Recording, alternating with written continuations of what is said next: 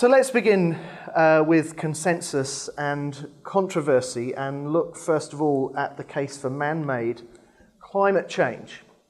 This is a very famous graph, the Keeling curve. If you were in Paul Nelson's afternoon workshop yesterday, you'll have already seen this curve. And it shows data that's been collected in the observatory, the Mauna Loa Observatory in Hawaii, since 1958, showing the rising levels of carbon dioxide in the atmosphere since those measurements began. There are actually two trend lines here. The trend line, which is in red, which kind of goes up and down, is measured in the northern hemisphere. So this kind of correlates with the wintering and greening of the northern hemisphere annually. And then there's the black trend line, which is the southern hemisphere, which, as you can see, is much flatter because there's less land area and less plant mass.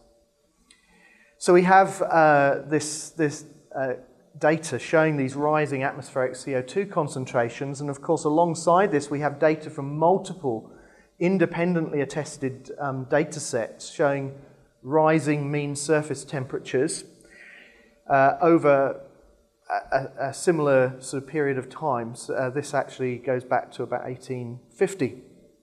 So we have rising global temperatures across both land and oceans, and based on the single longest data set which we have available, the total temperature increase between the 1850 to 1900 average and the 2003 to 2012 average is almost 0.8 of a degree. So we have rising temperatures. And back in the 1890s, it was calculated by Arrhenius that doubling the concentration of carbon dioxide in the atmosphere would result in a warming of about 5 degrees. We obviously have got much more sophisticated models and calculations now, but actually the estimate hasn't changed all that much. So the estimated rise in temperatures from a doubling of atmospheric CO2 over pre-industrial levels is around 3 degrees. And of course, with rising CO2, rising mean surface temperatures, there are major environmental concerns. Some of the likely environmental impacts include ice loss. We have data that indicates that both the Greenland and Antarctic ice sheets are losing mass.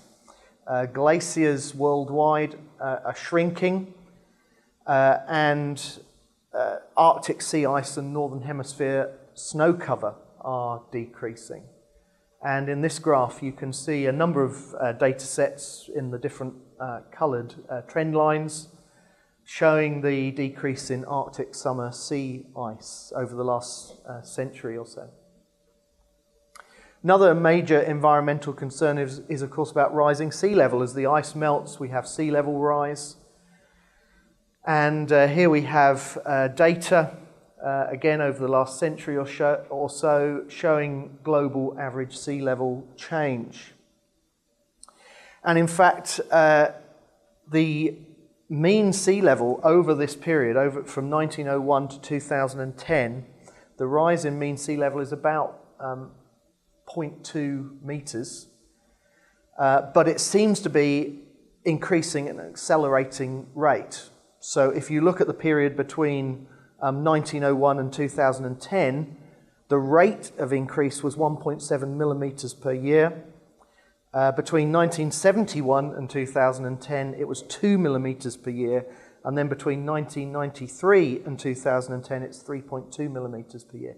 So the rate at which sea level rise is happening seems to be on the up.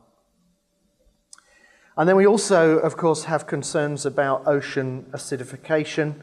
Drawdown of CO2 from the atmosphere means that we have an increase in the partial pressure of CO2 in the surface of the ocean, and this is causing a decrease in the pH, an increase in acidity, with potentially negative consequences for marine ecosystems, particularly organisms in the oceans that have calcifying properties to develop their skeletons, things like shellfish and corals.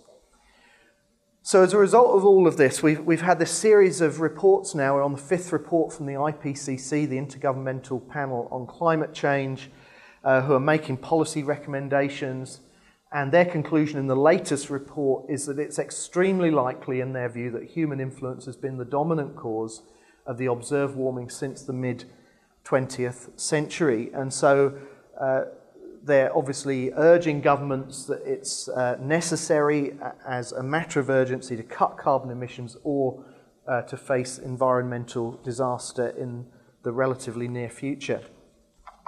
Now, having laid out that consensus position, of course, there is a minority of scientists in the people in the scientific community and also political campaigners who profoundly disagree with the IPCC consensus, and they've presented a number of criticisms of the consensus position. One objection, of course, concerns the relative contribution of natural variation and human causation. And in recent years, one idea which has gained some currency is this chilling stars hypothesis that was presented in this book, A Cosmic View of Climate Change, by Henrik Svensmark from the Danish National Space Centre and Nigel Calder, who's a science journalist. And the idea that they present is that when you have changes in cosmic ray particles coming into the Earth's atmosphere, cosmic ray particles have an impact on cloud formation. So fewer cosmic ray particles, you get fewer low clouds, hence more sunlight reaches the surface and hence the world warms up. And there does appear to be some experimental support for this idea, although the skeptics of this sort of fairly radical hypothesis argue that real-world evidence is actually quite elusive. But there are these debates going on about the relative contributions of natural variation and human causation. There are also debates about the amount of warming that we should expect. I mentioned that the most widely accepted estimate for the temperature rise from a doubling of CO2 over pre-industrial levels is about 3 degrees, but actually the IPCC gives a range, and their range varies between about 1.5 degrees and 4.5 degrees. And some skeptics argue that it's actually more likely that temperature rise is going to be constrained to those the lower end of that range. So there's debate about the amount of warming that we can expect. There's also debate about the benefits of climate change. We hear a lot about negative effects, but perhaps there are some benefits to climate change. One benefit might be fewer winter deaths. Cold is a bigger killer than warmth. For example, in Britain, an average of 29,000 excess deaths occur each winter, compared with 2,000 excess deaths during the heat wave that we experienced in 2003. So potentially, we have fewer winter deaths as the world warms.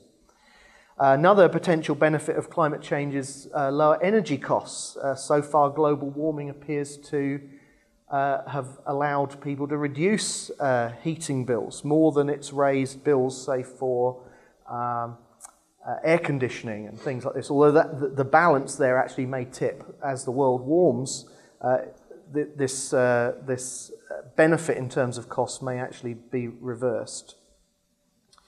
Another argument is regarding enhanced agricultural yields. CO2, of course, is essentially plant fertilizer. So as atmospheric levels of CO2 increase, it could have a beneficial effect on plant growth, stimulating plant growth, and there are some decades now satellite data suggesting that 31% of the global vegetated area of the Earth has become greener as the world has warmed. Only 3% of the world's land surface has become less green, so potentially there's a benefit there. And another claim is that there may be fewer droughts. The Sahel region of Africa, for example, has seen an increase in rainfall associated with warming and a decline in droughts and famines. Also, we have this issue of economic costs associated with reducing carbon dioxide emissions. And these obviously have to be balanced against the costs of adaptation to climate change and investment in new technologies. So some of these costs, as we seek to reduce CO2 emissions, more regulation, higher taxes, higher energy bills, higher transport costs, and of course along with this, the potential for perpetuating poverty and ill health, particularly in the developing world. Now, of course, there are also costs involved in adapting to climate change. There are new technologies that are being invested in, genetically modified crops, perhaps, vaccines for malaria and other diseases that may become more prevalent, flood defences, lots of areas where there may be costs involved, and there's great debate about the relative pros and cons, the balance of harm versus benefit in terms of economic costs. So that's just to sort of briefly give you an overview of consensus and skeptical positions. But let's come on now to look at the geological context. And I particularly want to focus on climate history in the Cenozoic. So in conventional geology, this is the period from the end of the Cretaceous, about 65 million years ago, to the present day, and also touch on theories of glaciation. I think it's very important that we set these changes in present-day climate in the longer-term context of climates in the past, which is the field of paleoclimatology. And over the last 50 years, there have been dramatic advances in our knowledge of paleoclimates through studies of such things as tree rings and pollen records, ocean and lake sediments, and so on. And one particularly important breakthrough, a significant advance in our understanding, was the recognition that we can use the ratio of heavy to light oxygen, oxygen 18 to oxygen 16, in the calcite shells of tiny marine microorganisms called foraminifera, and that ratio can be used essentially as a paleothermometer. It can allow us to deduce the temperature of the water in which those organisms were living when they built their shells. And using this kind of data, and we have good records going back, we have good, fairly continuous records now, global archives from many sites around the world through the ocean drilling programs. We have ocean sediments preserving the remains of these forams, so we can get a fairly continuous record of temperature estimates. And this is a very famous curve that if you read any of the paleoclimate literature, you'll inevitably come across. This is the Zakos curve over here. And essentially what you have here is data from multiple deep ocean sites showing here temperature against time.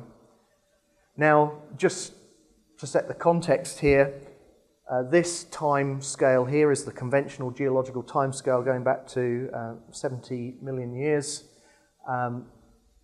From a short age creationist perspective, the perspective I hold, this is actually essentially the post-flood period. So these are post-flood sediments. This is what's going on after the global flood from a creationist perspective. In the conventional perspective, this is 65 million years. And what you can see is essentially a decline in ocean temperatures over that period. Now, it's a complex pattern. There are periods of excessive warmth. This event just here at the Paleocene-Eocene boundary is what's called a hypothermal event, where there's a real spike in temperatures, possibly due to mass wasting of methane deposits. And there are temporary reversals like that, and then there are episodes where you get dramatic cooling, such as the Eocene-Oligocene boundary. Here we have another little temperature spike, probably related to the eruption of the Columbia River basalts that had, in the western USA, that had climatic impacts. But essentially the story is one of enhanced warmth back in the Paleocene-Eocene, and essentially a decline in temperatures, a cooling trend through time.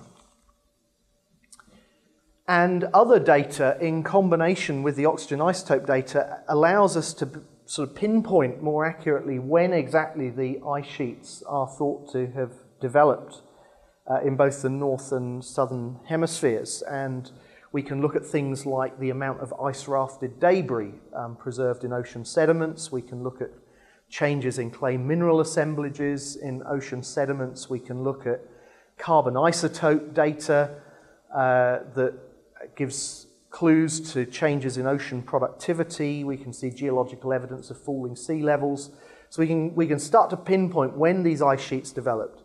And it seems that the Antarctic ice sheet began to develop round about 34 million years ago on that conventional timescale. The Greenland ice sheet about 3 million years ago. So if we just go back to that previous slide, the Antarctic ice sheet is beginning to develop here around the Eocene-Oligocene boundary, and then the Greenland ice sheet more recently. And ultimately, this deteriorating climate led to the spread of ice sheets across the northern hemisphere. Conventional date about 2.7 million years, with the last glacial maximum in conventional time being dated at about 21,000 years ago. This is the Pleistocene from about 2.7 million years onwards. And so we have essentially the onset of the most recent series of glacial interglacial cycles. Now, let me just say something about different approaches based on Earth history models to understanding this most recent episode of glaciation. First of all, let's look at the conventional or long age theory for the ice ages.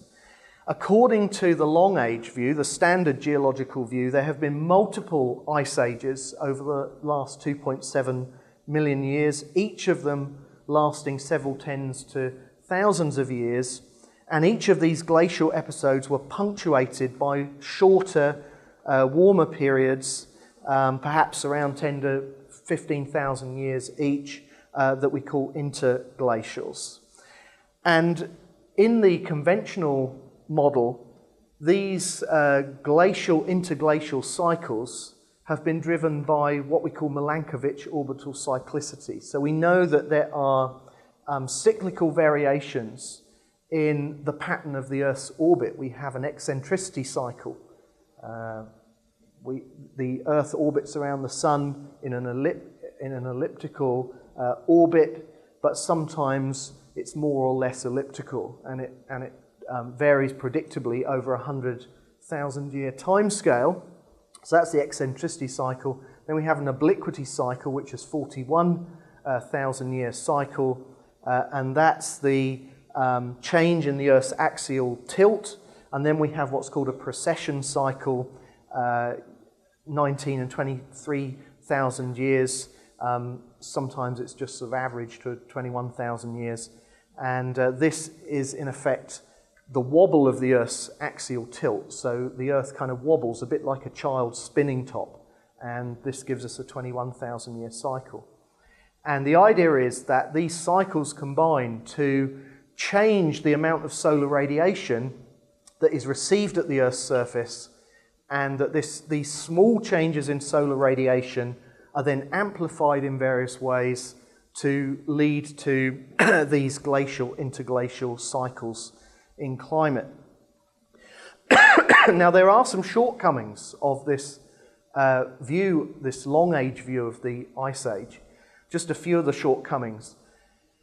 The Milankovitch cycles must have been going on in this view for hundreds of millions of years, but of course we only have the glacial interglacial cycles beginning in the Pleistocene, basically in the 2.7 million years. We don't really have an explanation for why we don't have the glacial interglacial cycles earlier, and we don't have any compelling explanation, I think, for that long-term cooling trend through the Cenozoic. So why, is there that longer-term secular trend towards cooler temperatures? That's difficult to explain in this view. Another problem with this long age view is that it's very difficult to get glaciation started in the places where we know from geological evidence there was ice. It's actually very difficult to glaciate a region. For example, models have been done to try to work out what are the conditions you would need to glaciate, for example, northeast Canada. And it turns out that the conditions you would need would include 10 to 12 degrees cooling in the summer, because summer's the crucial season to develop ice sheets, because any snow that falls in the winter has to survive through the summer to begin to build up ice sheets. So you have to lower summer temperatures by 10 to 12 degrees, and even then you still need twice the present amount of snowfall. So it's actually really hard to explain how you get these glacial episodes started. And also, it's very difficult to explain how it got started where we know there was ice. For example, we know from geological evidence that northwest of Hudson Bay there was an ice dome. The nearest source of moisture to supply the snow for the development of that ice dome is the Arctic Ocean. But in the conventional long-age model, the Arctic Ocean has been covered in sea ice for a very, very long period of time. So there's very little evaporation of moisture from the surface of the Arctic Ocean to supply the moisture. So this is a problem. How do we get the ice to develop in places where we know it was present? And there are also problems with the Milankovitch mechanism itself, which we don't have time to go in now, but probably one of the major problems is that the changes that these Milankovitch cycles produce in the input of solar radiation is actually very tiny. And somehow this very weak signal has to be amplified to produce really dramatic changes in climate. And that is a real problem as to how you can do that. Another issue that came up, actually, there was a paper published in the journal Geology, one of the leading science journals in the world, published by Geological Society of America. This was in March, where there is a mismatch between glacier extent and the time when the summer radiation is lowest in the southern hemisphere. So what they found is that they looked at times that glaciers developed in the southern hemisphere, in New Zealand, in Chile, and it seems that the glaciers there developed at the same time as the glaciers in the northern hemisphere. Now this is a problem because actually in the Milankovitch theory, at the time when you should get greatest glacier extent in the northern hemisphere, you should get smallest extent in the southern hemisphere. It should not work in parallel, but it does actually seem to match. So there are some real issues here, I think, with this Milankovitch mechanism. So what about non-conventional theories of glaciation? And here I want to talk about the short age kind of model, the young Earth model. In the non-conventional short age models, we don't have a whole series of glacial, interglacial cycles. Rather, there is one single ice age, a dynamic ice age with fluctuating ice, particularly at the margins of the ice sheets, but it's essentially one single ice advance with sort of rapid surging. And this single ice age would have lasted no more than a few hundred years. And we've been able to do computer modeling to try to understand how such a glacial episode could have occurred.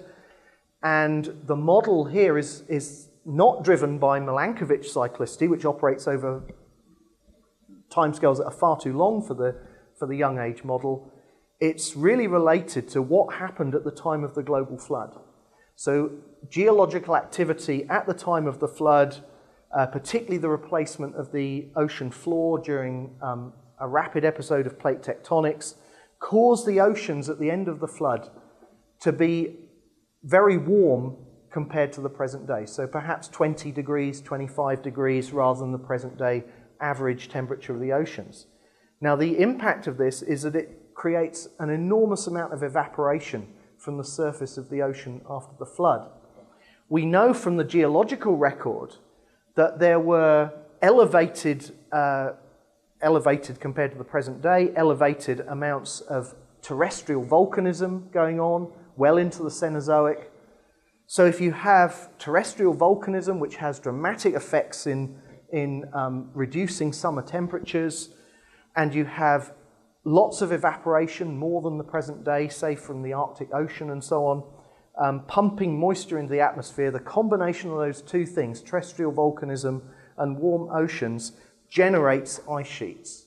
And some work has been done by creationist meteorologists like Larry Vardaman and Michael Ord to model this. And interestingly, in their models, we are able to explain ice building up in places where we know there was ice. So it has some predictive power. Now, of course, this theory also suffers some shortcomings. It has some advantages because it doesn't face the same issues that the long-age model faces. We don't have the problems with the Milankovitch cyclicity. But we have some shortcomings, things that we need to deal with. We have to reinterpret evidences which are usually attributed to multiple episodes of continental glaciation, for one thing. So, for example, on the continents in Northwest Europe, in North America, we have sometimes stacked sheets of till separated by other sediments. Till is glacial sediment. So how do we understand that? How do we understand what has traditionally been interpreted in the past as evidence of multiple glacial advances? I think there are ways to do that because, as I mentioned earlier, this is not a static ice sheet, it's a very dynamic ice sheet. So at the margins where you have rapid surging of glaciers, I think you have potential to generate multiple sheets of glacial sediments.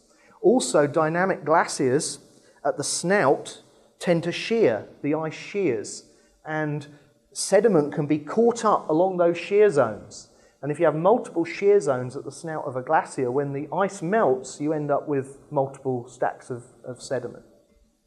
So I think there are ways to deal with that, but it is an issue that we need to address and hasn't been properly addressed to date. The other issue, and perhaps the more difficult issue, is the apparent evidence for Milankovitch cyclicity in the oxygen isotope records.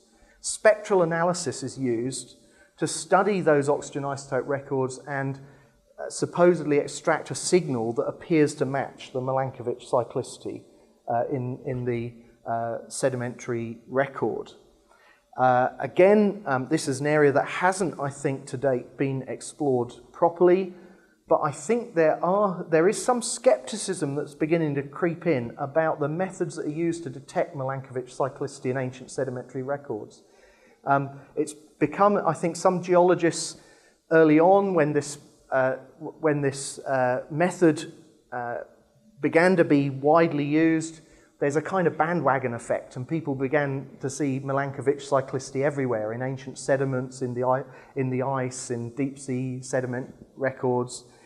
And I think now that people are beginning to be a bit more skeptical, and they're recognizing that you can actually use spectral analysis and find what appears to be cyclicity even in random data. And some reanalysis has been done of sedimentary records where Milankovitch cyclicity has been claimed, and with more rigorous methods, the Milankovitch cyclicity can't be detected. So I think there is some skepticism today about this, but it is an issue. It is an issue that we need to think carefully about. Now, all of these differences, these different Earth history models, have an impact. They have a big influence on how we understand present-day climate change and what we think is likely to happen in the future. So, for example, if we think, as I do, that short-lived, unique, catastrophic events in the Earth's past have had big climatic effects in terms of actually initiating glaciation and so on, we're likely, I think, to have a very different view of present-day climate change than if we think that climate change is the result of natural cycles that have operated over timescales of hundreds of millions of years. And our different views of Earth history are going to have an impact on what we think has happened in the past. For example, the dramatic volcanism that has happened in the western USA in the Cenozoic. Is that something that took place before humans were on the Earth? Or were humans around at the time this happened? That's a big difference between the two models. And the contrast in modern-day volcanism and the volcanism that we know happened in the past is really dramatic.